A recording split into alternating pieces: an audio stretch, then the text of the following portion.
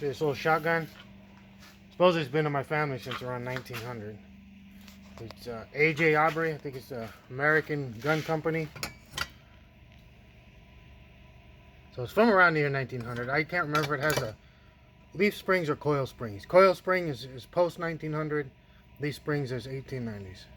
But it's 12 gauge. I made this piece a few years ago. Doesn't quite fit right, but better than having nothing. Anyway, I guess after my grandfather, after World War II was over, this was supposed to be willed to him. And he searched for it. He was from East Texas. He went back home and took him a while, and he finally found it in a relative's shed. The last time he had seen it, it was perfectly in working order. It was taken apart, covered in paint, broken. It's never had, since I've seen it, it's never had the left hammer. I have the right hammer right here. And this thing was so loose and screwed up.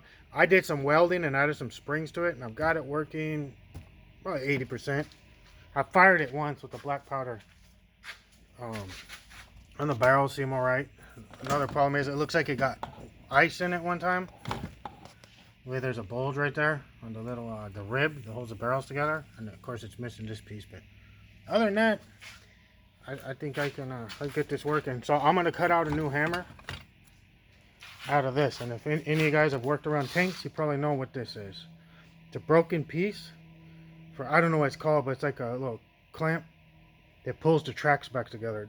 This would clamp around one piece, and you'd have another, kind of like a C-clamp, but for tank tracks. And this seems, it's about the right width, and I'm like, this has got to be a pretty good piece of metal. So I'm going to cut the hammer out.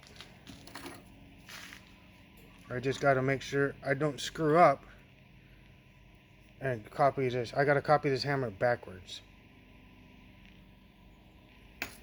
And I'll probably send the rest of this to scrap.